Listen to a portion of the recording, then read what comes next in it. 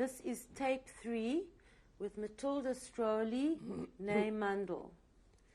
I wanted to just go back a little bit in time and ask you if you had heard of Hitler and the Nazi Party before the Hungarians occupied Cluj. You see, my father, took out my sister from the German school and put them in the Jewish school, because when Hitler Max Schirmo got on the power, then every Jew felt that we have nothing to do with the Germans. He's a Russia. We don't know anything about Hitler Party or whatever, but the minute they were against the Jews, we wasn't there to be in school there. So all the school, me and my friend got out from school, and we finished the school, you know, but it was Hitler, Max Schirmo was already on power when we finished. But it was important for my father that I had my degree, and my sister and my younger sisters went to the Jewish school. Then it doesn't matter what it was still a Jewish school. And but we had no idea about Hitler and what's going on. And after during the war, we already know, in Auschwitz already know what's going on, because we saw Himmler by the door there. And, you know, in Auschwitz was my aunt, who was my father's younger sister. She had a son, and my aunt, my great aunt, took the son with her. And so the Germans, she was a beautiful woman. That was the woman who helped my uncle to go to Vienna. And her name? Esther Mandel. So she didn't want to leave her son because she lost already a child, and this child was her life. She didn't like her husband. At this time, you listen to your father, and they took it away, and she wanted to go with them. The German Himmler threw her 3 times back, because she was a beautiful woman, and young, you know. And so she was in Auschwitz, not far away from us. We was in 16, even 18, and they were in 16. How do I know about that? I had a sister-in-law who is not alive anymore, and she told me, after 4 years she married my brother-in-law, that she was there when my aunt killed herself. I had no idea, you know. The minute she heard an anti-Semitic Jewish woman told her, they went in the door and went out by the chimney, you know. And then she believed it, because she never saw her son and her aunt again. And so she didn't feel her life is worth anymore. She threw herself to the electric guard, you know. We were saying it's Zellappel then. You know what a Zellappel is? Zellappel is people have to stay outside for hours. They counted and counted. And then we saw a flame someplace, and somebody cried, and then we heard, everybody stay still. That was my aunt. We're going to come back to your experiences in Auschwitz. Yeah. I just want to go back and ask Hitler. Regarding Hitler, when Germany declared war against Poland, yes, did you know of what was happening in Poland against the Jews? Yes, at that we know one thing. There were some young people going over over to Hungary, and they went to Schuldaven, and they said they have no place where to eat and where to stay, because Shabbos. So we had somebody by us for eating for Shabbos, and some people put them up, you know. And they were taken to Auschwitz too with us together, but they ran away from Germans. So they told us, but we said ourselves, the Jews must have done something. I mean, you don't take just people and kill them, you know. We didn't believe it. Such a thing could happen. But when we was in Auschwitz, we already know what happened. We are going to talk about Auschwitz in a moment. I just want to go back also to the ghetto, when yes. you were living in the ghetto. Were you aware of any resistance among the Jews in the ghetto, people trying to escape? Yes, young people try to escape, and they catch them, they bring them back. Nobody could escape from there. It was a young man with a girl, and I remember they ran away and they catch them because I don't know how they went, you know. I don't know their names exactly. One was the boy called Couple, and the girl, I don't remember, you know. So they didn't come back from the concentration camp. When you were in the ghetto, yes. Was it possible to observe Shabbat? No. We had to, it wasn't working, but you had to go out. If it's appel, I was in the ghetto? No, in the ghetto, no. In the ghetto, nothing. The ghetto, nothing happened. They let you be there till they took us away. And they kept Shabbat holiday. Some people, when come together, they daven together. You know, that's what I think. I'm not sure exactly how it was. When you're a young girl, you didn't think on these things, you know. And what were people talking about at night time in the ghetto? Do you remember? We didn't. My father was a very man who didn't speak too much. You know, he spoke, but you know, he was always with his family. His family was the most important thing. Did you ask him what's happening? He said, Hashem gonna help us and everything gonna be okay. We thought we were going to work, you know. I mean, we saw that later, before they took us away, how they treated us, you know, how they treated the people. How did they treat the people? You know, we have to stay outside in line, and the Germans were there, and some people was hit with not the revolver, the big thing, you know, but you kill people. Like a bayonet? Bayonet, yes. And they throw some people on the floor. We saw already how they treat us. That is going to be looking for us, what's going to happen. And then later we had to walk to the railways because there was the wagons was waiting. And my mother's sister and her husband and the children, they went earlier because my father couldn't walk so fast because of his bad food. So we were separated. I remember we was 80 people in a wagon, and when we was in the wagon, you know already what's going to happen to us. The same thing like for the Polish Jewish people, and we arrived in. So I don't want to get to Auschwitz quite yet. I'm sorry to interrupt you. Remind me on this. I want to say something. I understand. Yeah. Okay. Who was in charge of deporting the Jews from the ghetto? I don't know who was in charge. What language did the people, the guards speak? Hungarian. I think. Were there any of the rabbis in the ghetto? No. With no. You? No. Who was in charge? I think lots of people went away with this man who arranged with the Germans. They shouldn't take him to Auschwitz. We didn't know then Auschwitz to work, Arbeitslager. Now, how did the guards talk to you about taking you out of the ghetto? What were you told? They said you just have to go in the wagons. They didn't told us anything. They told us we go to work. We're all going to be together.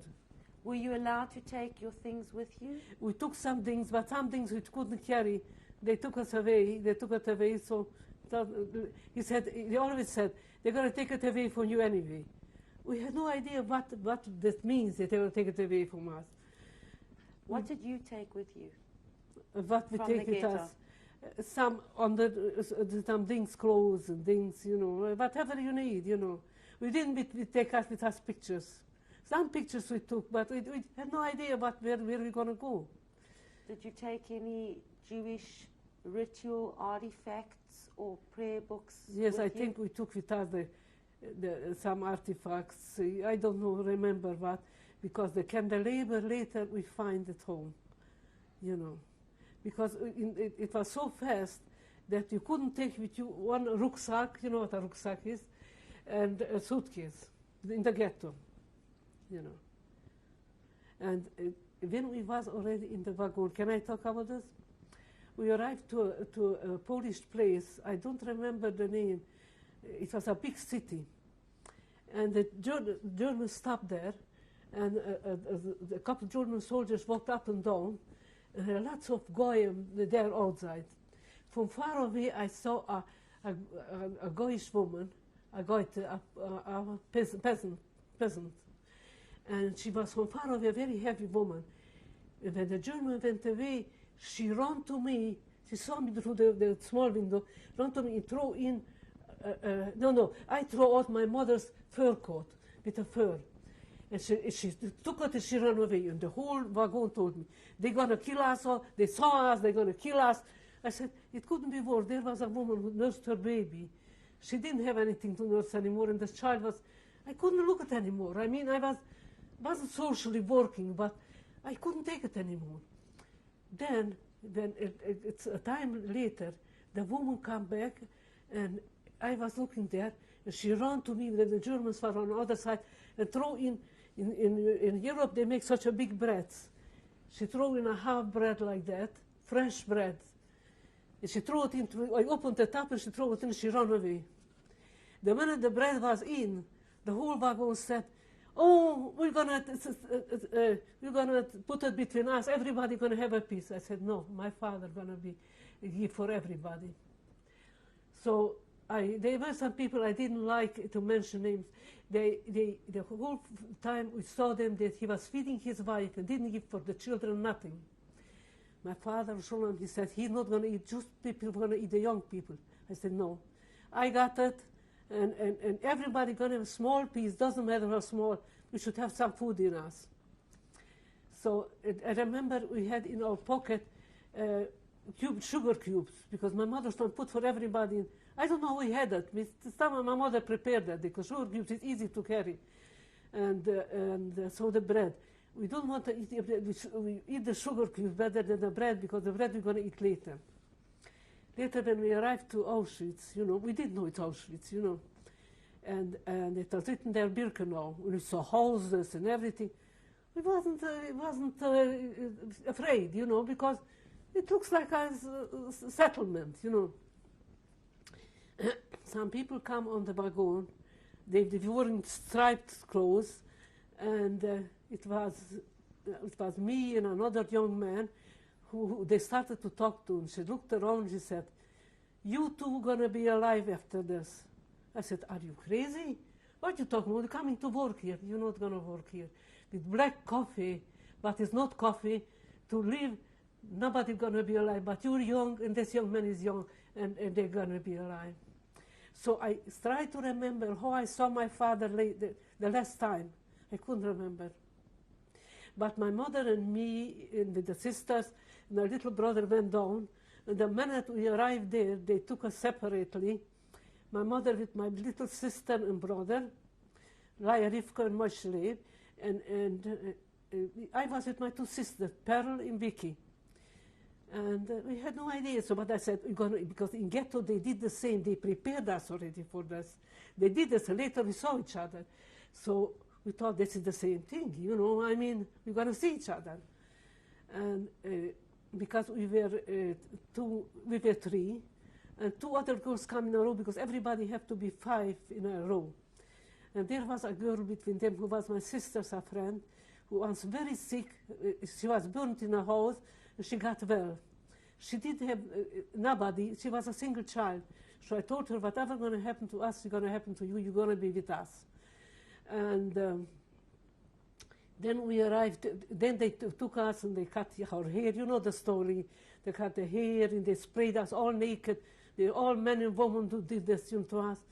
We were shivering, and I was keeping my sisters and who was in my room alive. And they said, later you're going to get clothes, natural, not our clothes. And we looked at each other and couldn't believe that it happening to us. Do you remember any German prominent people at the selection? Any of the German leaders or people in charge who were at the selection with you? With the at Birkenau, when you came in? In Auschwitz not, but later I was taken to a working camp, and I was very socially minded. I mean, it was me that I didn't believe that they killed my mother in the two, because you see, when we was in the ghetto in Auschwitz, was standing in the row. A group of people, mothers with children, went through, and then I heard my mother says, "Mati piri viku," and it was my mother with my sister and brother, and she recognized us in schmatters, the hair cut up, because a mother recognizes her children, doesn't matter how they look. And then later, when I heard what happened to my mother and the children and my father, they were taken to and killed and everything. I told myself, in my mother's mind, she saw us there, and she didn't know what to think, but they all died, you know. But it was in my mind. I wanted to start to write a book after liberation. And then some people stole my luggage, you know, with everything. I wasn't sorry for nothing but for my book. How did you learn of what happened to your mother and the younger children and your father? How I heard, we had a block elder. He was Jewish, but she was from Slovakia. The Slovakian people suffered much more than we did, because some people was killed right away before they took him away. Do you remember her name? No, I don't remember her name. But she told us one time when she was coming to the block, she said, "You go in by the door and go out by the chimney." That was it. I said, "Oh." That's the day we heard about the crematorium. But we didn't believe, because we thought Jewish people are also bad. So they just say it. But my aunt believed it. That's why she killed herself. And after the war, her husband came home, and we went to my grandfather's grave and was crying. And he was crying bitterly. "How, Father, could you let my wife, your beautiful daughter, taken away from us?" But we had no idea then that he killed herself. Many people killed herself, but that was in Auschwitz. Nobody else killed herself there. Now, after the selection, yes, where were you taken in Auschwitz? You see, it was like that. I had my sister Pearl, and she was taller than I am, but she was very thin. She was not a strong person, so she got, you go to the toilet all the time, you have to run, you know, how you call it? Diarrhea? Yeah, number 2, you know. And so she got very sick. They couldn't keep her anymore. They put her in a ambulance. It's called ambulance. And every morning I help the people bring the coffee in, so I can run to her also a little coffee to give her to drink. She should have something. And she told me one day, they're going to be a selection. I heard it here. Be careful, you shouldn't be taken, because when you're going to be taken, we're not going to have anybody here. I was with my sister Vicky and her, you know. I mean, she was already there. So it was a selection. And this time we were together already with my cousins who was alive. I mean, who was in the ghetto, in Auschwitz too. Their name was Lazar, Morcho, Irene, and Goldie. And that was the brother got alive after the war. And what happened is, so they selected, the selection went on. And I went to the end. I don't know, I looked strong, I looked young, I was full with life, you know. And nobody was selected, and I was selected. And thrown into the door, and right away they locked the door behind me. I couldn't go out. And then my sister Vicky, because Piri was in the ambulance, she was crying bitterly, you know, but she couldn't do a thing. Later, my cousin Morcho, you know, I told you I had cousins there with us.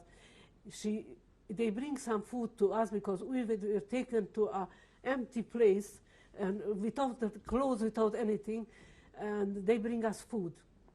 So she brings with her a woman who wanted to change with me, that I could go instead back with my cousin. When she saw us all naked there, she didn't want us to change. She sure didn't want us to change. And I was out of my mind. And then later when they took us, because middle of the night, when we was there, naked in an empty place there, you know, a woman came around and looked for somebody. She was there in this camp. And she was my cousin. She was my father's cousin's wife. And her husband was a doctor. and she was from Zurich.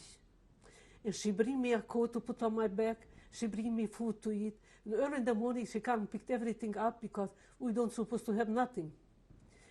And I remember we was there, and I find my girlfriend who is in New York, and she was with her mother.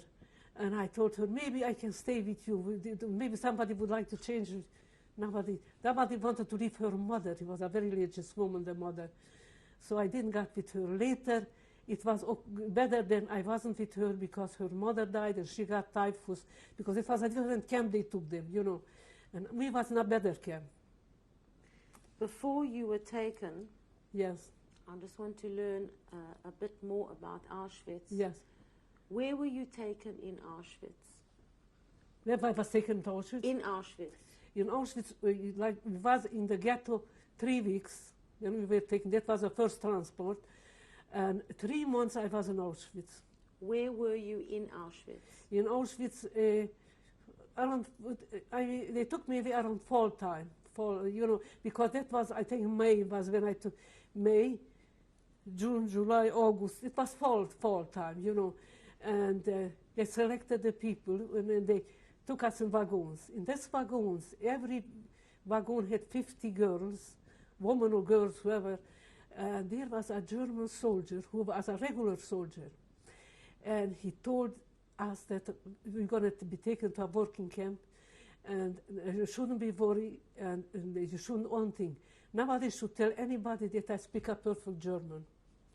They should, because whoever gonna go to work, it's better than to stay in the where the work is, because maybe the German woman or the man can access to them, they can do them trouble, you know. That's what happened, you know. I just want to go back to Auschwitz, if you don't mind. What barracks were you in 16. In Auschwitz? Barrack 16, Auschwitz. And my aunt was, I think, 12, who was there. And that was my sister-in-law who told me after 3 years she was married to she didn't told me, because we talked about the place and we was in Auschwitz, and then she told me. I never forget. I said, how could you hold yourself back such a long time and don't tell me? He said, I know you're going to be hurt because you loved her very much. She remembered because she lived the same city that my aunt. Tell me what a day in Auschwitz was like. They waked us up at 5 or 6 o'clock in the morning, and we got a little black coffee. It wasn't coffee, it was ersatz, you know. But everybody has one plate, and from this plate everybody was drinking a schluck, and everybody got again a schluck, you know. It was nothing. And at lunchtime we got a piece of bread. The bread was cold, not fresh. It was, whatever it was, we got a piece of it. So everybody put away the piece of bread because maybe at night we're not going to have just a soup with potatoes, but potatoes wasn't in it, was taken out. A liquid, you know. So everybody eat it with a piece of, that was all food. And when you were woken up in the morning? No, in Auschwitz I wasn't working. What did you do during the day? Nothing, we sit in the barrack. You know, there was a washroom, you have to go sometime. Not always you could go. Sometime middle of the night you feel like going out. You had something in the bag, something, and somebody did there, you know. And that's what my sister had to go to ambulance because she lost so much weight and everything, but because of this shilshul, how it's called, what she had, you know, in Hebrew. And a friend of mine's mother remembered my sister and my two sisters, that they were taken someplace, but she don't remember. And for a time, I thought they were taken to Sweden, you know, because some people was taken to Sweden to help them. I never heard about them. I was with the Red Cross after liberation. I mean, I wrote letters. I thought myself, maybe they forgot who they were, you know, and I never heard about them. So, at Auschwitz, yes. You were there for 3 months, you mentioned. You were in Auschwitz? Yes. What did they do? During the day? Yes. When you were not in the barracks, what were you doing? We're sitting in the barrack and talking. We're talking about food, what we didn't have, what we used to eat on the Yom Tov, and there was one girl, there was an oven, such a big oven that it was between in the barracks, and she stand on this oven, and she was singing beautiful songs, and that was, her name was Blanche. I don't remember her other name. She was a short girl, little heavy, gorgeous voice. Maybe she got alive or not, we don't know, but that was in Auschwitz. How many people were you in the barrack? Thousands. What nationalities were the people? Most of them were Hungarian. We was from Romania, but that was already Hungary.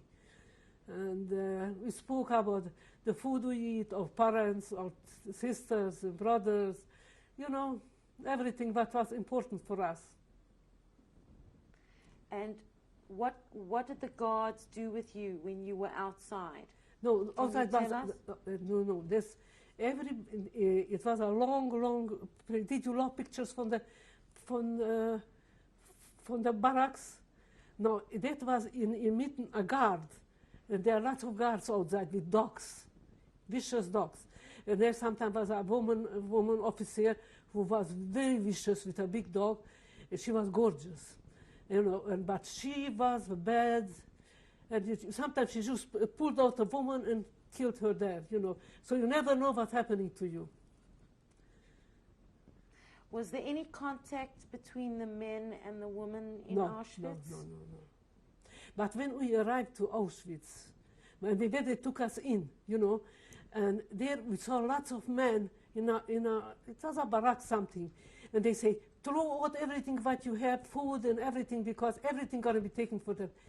We didn't believe them. I throw out a sugar cube in the bread. I don't want to throw out because I can't talk.